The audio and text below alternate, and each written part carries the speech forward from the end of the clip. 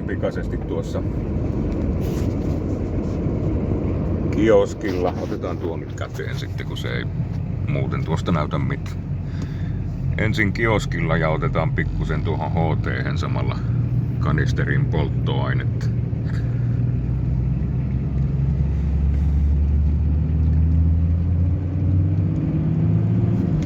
Vielä kerkeää laittaa veikkaukset.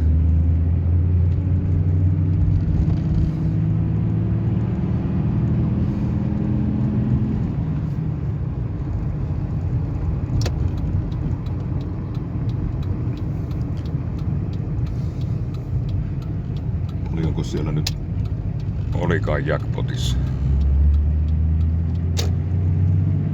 En muista.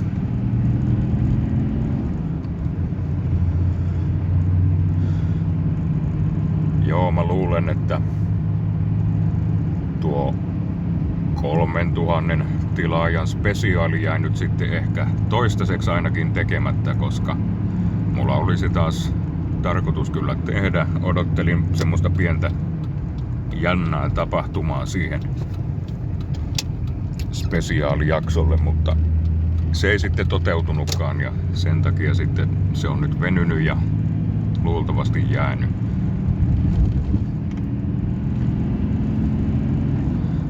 Mutta kenties niin kuin me voidaan kyllä sitten miettiä jotain.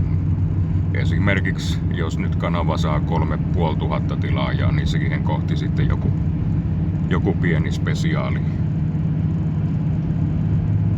Olisiko se mistään?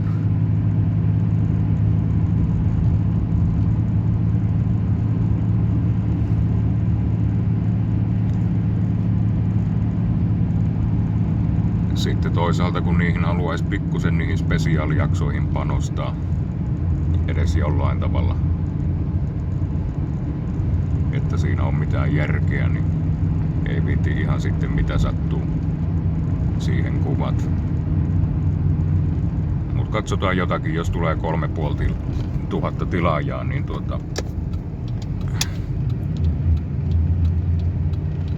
ehkä joku pieni videopätkä sitten siihen kohti.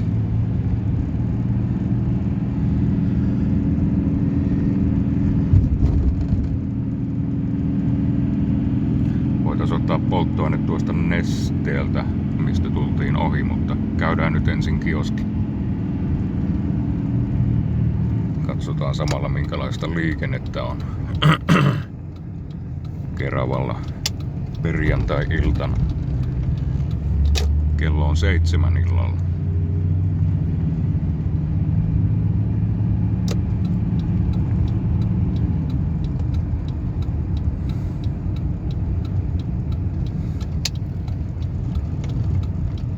Onkohan täällä täyttä?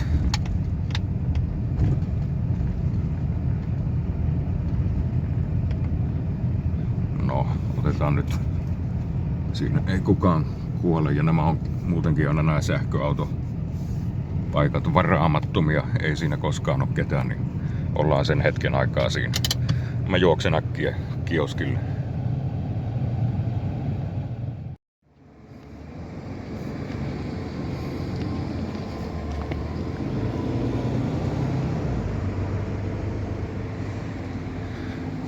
Virheellinen pysäköinti.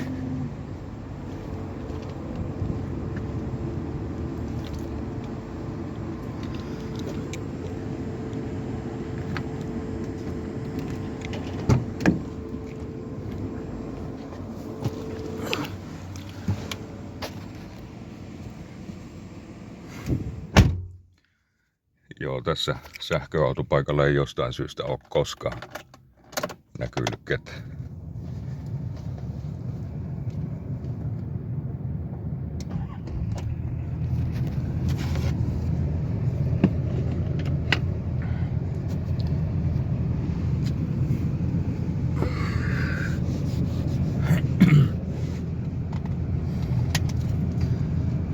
Voisin sitä, jos mä saan tuon kameran tuohon, niin äkkiä pyörähtää tuolta keskustan kautta. Ei pitkää lenkkiä nyt, ihan käydään vaan kääntymässä.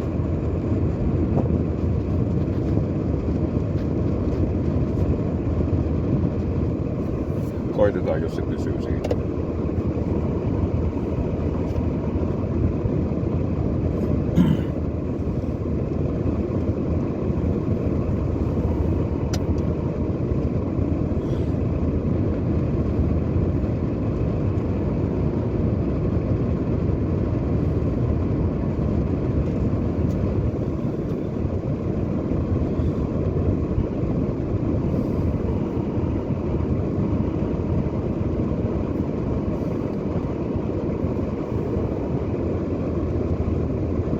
Linja-auto on tyhjä.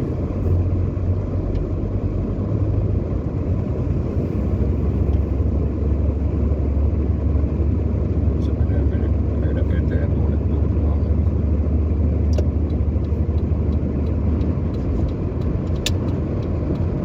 Käydään pikainen lenkki.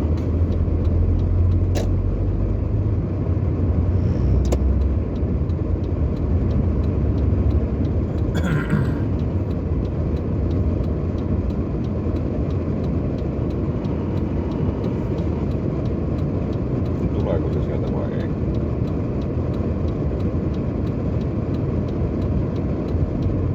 Tulee.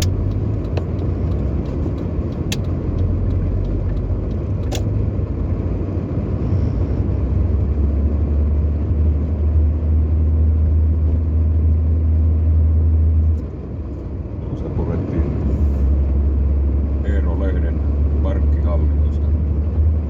Voidaan ajaa sitä kautta pois kyllä tuolta. Käyttämättömänä ollut pitkään ja nyt se sitten viimein purettiin.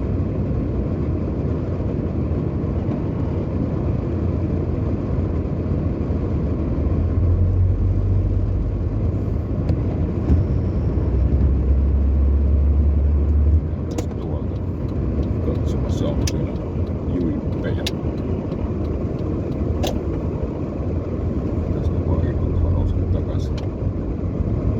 Kaatuu kamera.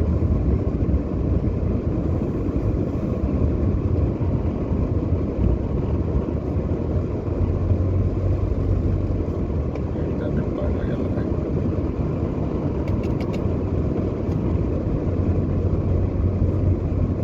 Väärä suunta.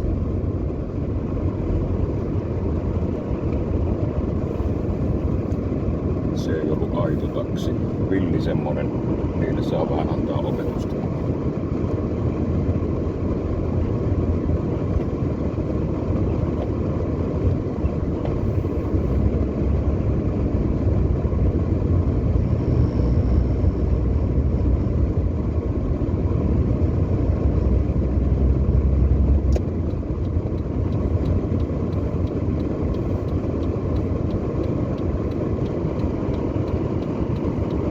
Donaldson ainakin ihan täynnä. Sinne sopi pihalle.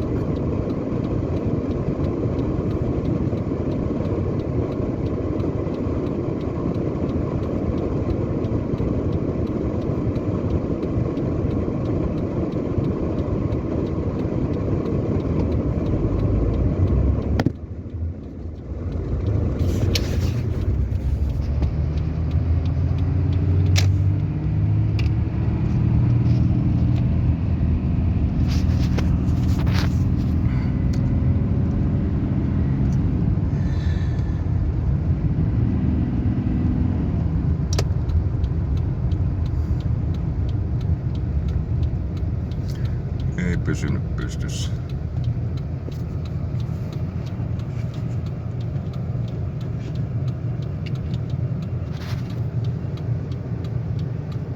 Yllättävän paljon sieltä tulee ihmisiä, ei kuvata niitä, mutta yllättävän paljonkin on liikennettä nyt tähän aikaan.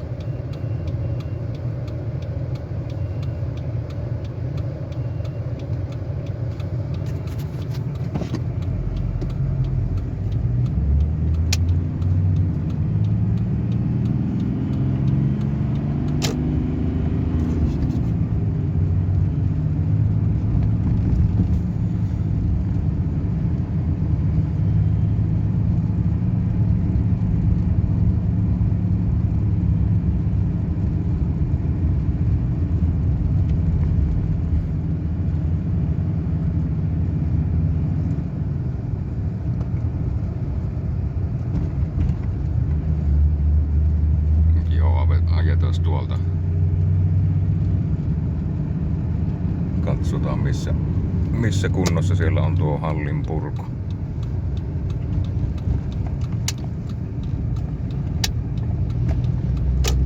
Tässä näin. Siinä on halli lähtenyt pois.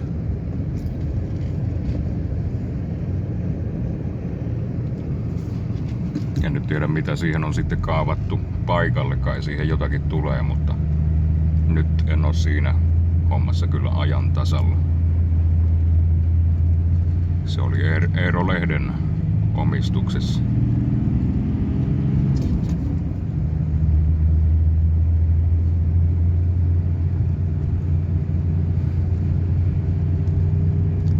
Täällä on kaikennäköistä epävarmuutta liikenteessä, pitää lähteä äkkiä takaisin. Otetaan ne polttoaineet ja häivytään. Pitää vielä tehdä muutama asia tuossa. No menen nyt vaan siitä, kun sieltä ei ketään tule.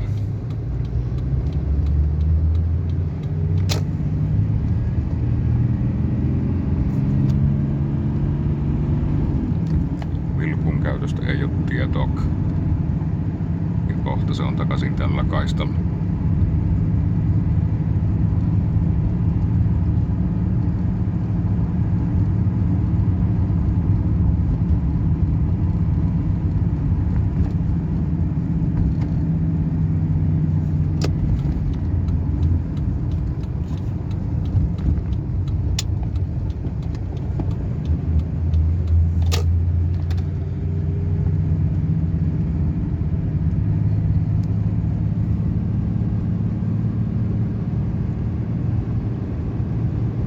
Mä oon katsellut tuommoista Samsung Galaxyn todennäköisesti S24 puhelinta. Siinä olisi ilmeisesti tuo pimeä kuvaus sitten semmonen kohtuullinen. Ensin meinasin S23, mutta siinä on aika pieni akku sitten. 24 on sitten huomattavastikin suurempi akku. Tuleeko nämä vielä tuosta?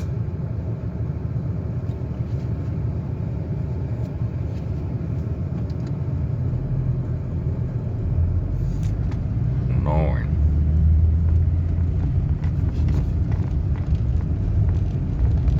Miksi täällä on näin paljon porukkaa, ihmisiä ja autoja hirveästi?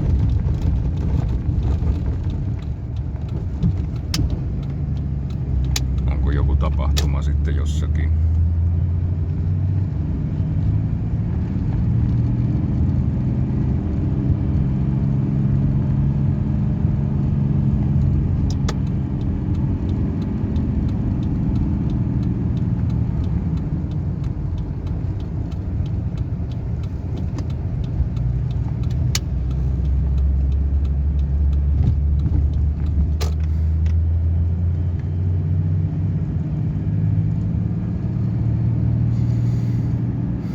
Yleensäkään polttoaineen tuolta TP:n kylmäasemalta, mutta nyt otetaan tästä 1,712. Kallista se on. Mutta nyt otetaan niin vähän. Siinä ei paljon voita sitten, kun ajaa vähän tuonne etäämmässä.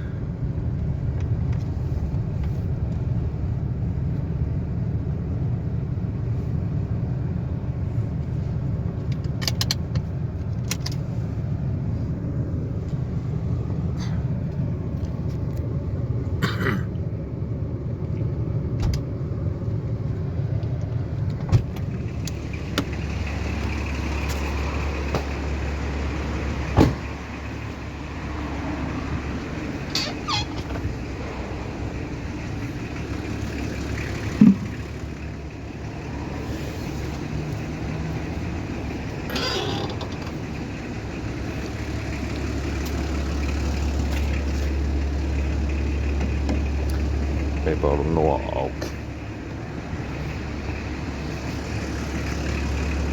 Saisi tuon kameran vähän jotenkin tuettua.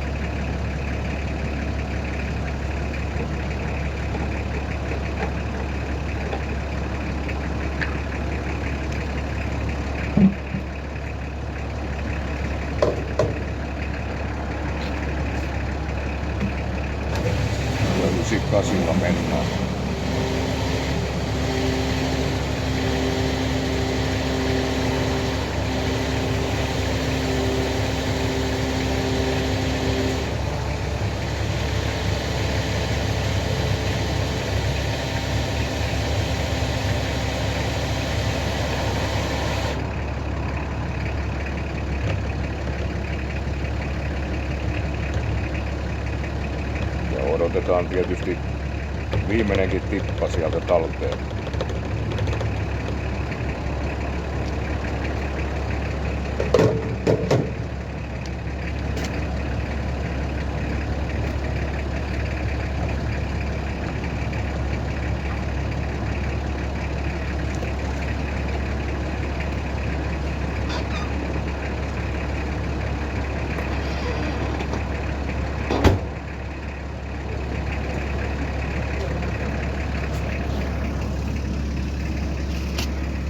Noin.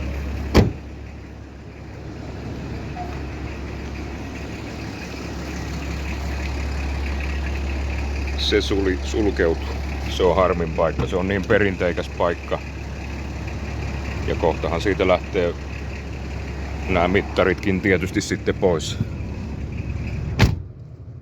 Tuohon risteykseen tulee liikenneympyrä ja sellaista hommaa.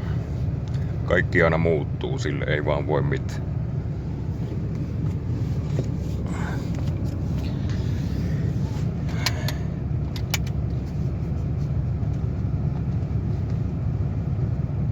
Mä tarkastan vielä. Tuliko nyt kortit ynnä muut? Mulla on aina kova pakko vielä niitä tarkastella. Siellä ne on.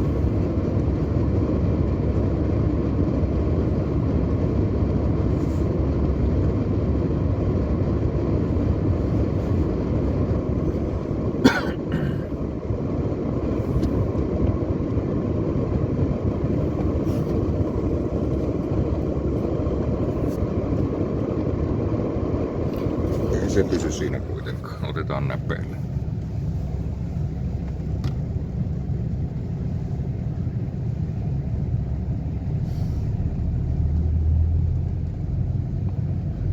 Tässä yleensä Nesteen parkkipaikalla pyöri noita romanialaisia. Ei siis romaneja, vaan ihan niitä Ceausescun maasta olevia. Ne kävi tuossa muutama kesä sitten tuossa kotipihallakin Varkaissa ja ne kerkesi siitä lähteä karkuun sitten. No, karkuun tulen nyt sieltä. Ei se tullut ajoissa. Ja sieltä tulee niin paljon. Niin kerkesivät lähteä karkuun siitä taas tulee ihmisiä pihalta, kun ne oli Varkaissa ja sitten jäljitin ne varkaat tähän Nesteen pihalle. Sitten kun sain ne tässä kiinni, se oli semmonen nuori jätkä, vähän kierrosilmäinen. Se lähti sitten karkuun tänne suuntiin, minne ollaan nyt menossa, ja sitten tuosta vasemmalle, minne tämä auto nyt kääntyy. Sinne piti sitten lähteä. Mä ajoin sillä tumman ruskealla autolla silloin ja vähän säälitti silloin, kun ajoin muun muassa siellä olevaan töyssyyn melkein 60 nopeutta. Mutta tuntui hyvin pelkäävältä Romania varassa.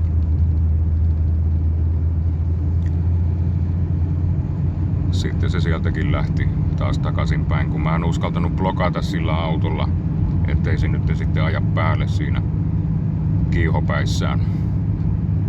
Pääsi pujauttamaan sitten ympäri ja meni sitten minne meni. En mä vitsinyt enää sitten riskeerata omaa autoa ajamalla ylinopeutta täällä keskusta-alueella, mutta sitten tulin samana iltana uudestaan tuohon Nesteelle ja sama auto seisoi taas siinä ja tällä kertaa ajoin sitten vähän siihen tiiviimmin kiinni oman auton. Taisin olla silloin tällä autolla jo liikenteessä, niin sain sitten niiltä varastetun tavaran takaisin. Ne mitä ne silloin kerkes viedä, niin ei siinä ollut kuin yksi auton pyörä. Ja mikä muu pikkujuttu siinä oli siitä autokatoksesta. Ja no ne vei muun muassa ruohonleikkurin bensakanisterin siitä roskakatoksesta, mutta sitä mä en silloin huomannut ja huomioinut silloin siinä hetkenä. Siitä mä hain sitten tuolta Keravan Prisman parkkihallista niiltä erikseen. Huomasin sinne menevän yhden romanialaisrekkarilla olevan auton. Ei ollut se auto, mikä kävi tuossa pihalla, mutta siitä hain sitten pari viikon jäljestä niin kuin rahana sen polttoaineen takas. Mä näytin niille ihan puhelimesta niitä otettuja kuvia, että tämmönen tyyppi kävi pihalla varkaissa, että alkakaas maksaa. Ja vähän ne tuntui pelkäävän sitten niitä valokuvia ynnä muita. Suostuvat siihen kyllä ilman sen kummempia mutinoita. Ei se polttoaine ja kanisteri, mä nyt otin siitä 10. Siinä ei ollut varmaan kuin litra pari sitä polttoainetta, mutta kanisteri tietysti maksaa aina myös. Mutta niin se ensimmäinen, se auto mikä kävi tässäkin pihalla, niin sehän hylkäsi sitten sen jälkeen kun olin sen saanut kiinni ja ne auton pyörän takaisin ja mikä se nyt olisi ollut sitten se toinen pieni homma, mutta pari semmoista kohdetta kuitenkin nappasivat kyytiin. Ne otin siinä tuossa Nesteen pihalla, missä äsken käytiin. Ja sitten ne tosiaan hylkäs. Serkkupoika huomasi, tai oli jotain kautta saanut tietoon, että se auto, mikä kävi tässäkin pihalla, on hylätty tuonne Kulloon tielle.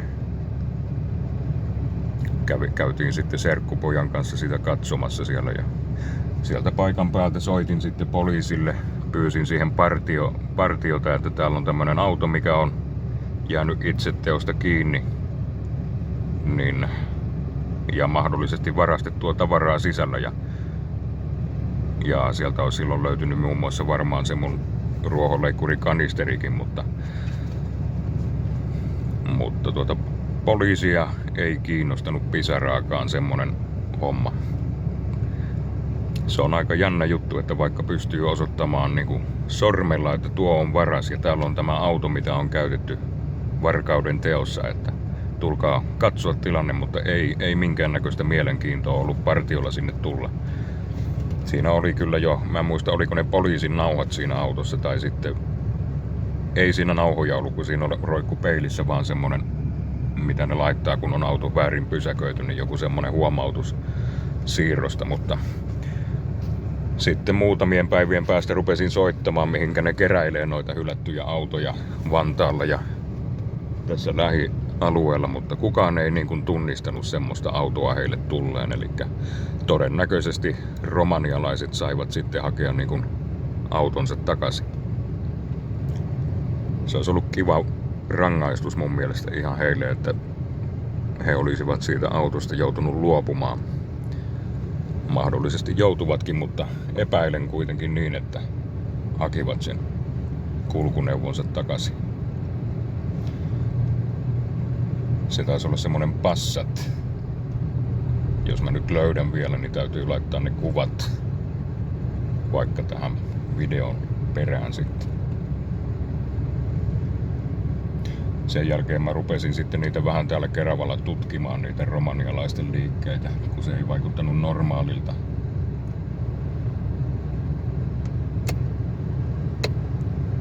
Kaikkihan sen tietää, että kun Romaniasta tänne tulee ihmisiä, niin ne ei tosiaan tule tänne semmoselle kivalle, mukavalle kesäloman reissulle, vaan kyllä ne tulee täältä ihan hakemaan sitä tavaraa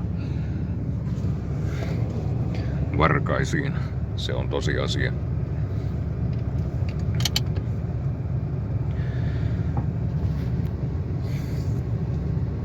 Mut silloin otti pattiin, kyllä oli pakko tehdä asialle jotain. Ja kun mä tein kyllä siitä rikosilmoituksen ihan periaatteessa ja siihenkin sai sitten poliisilta semmosen ympäripyöreän vastauksen, että tämä kyseinen ajoneuvo nyt kuuluu jollekin romanialaiselle vanhalle naiselle, että me ei voida millään tietää, että kuka on tämä tekijä sitten ollut, mutta minäpä sanon niin, että ette muuten poliisit varmaan soittaneet Romanian Trafille ja tiedustelleet asiaa.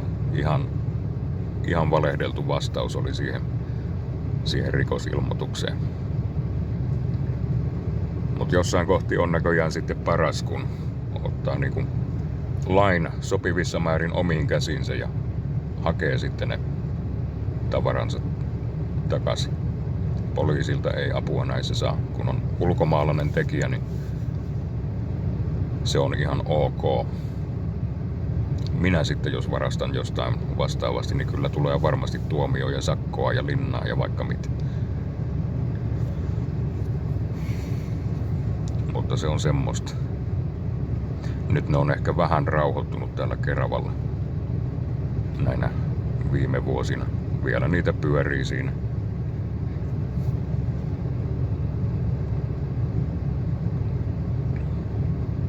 Kaikenlaista. No, nyt saatiin polttoainetta. Laitetaan vielä tuohon.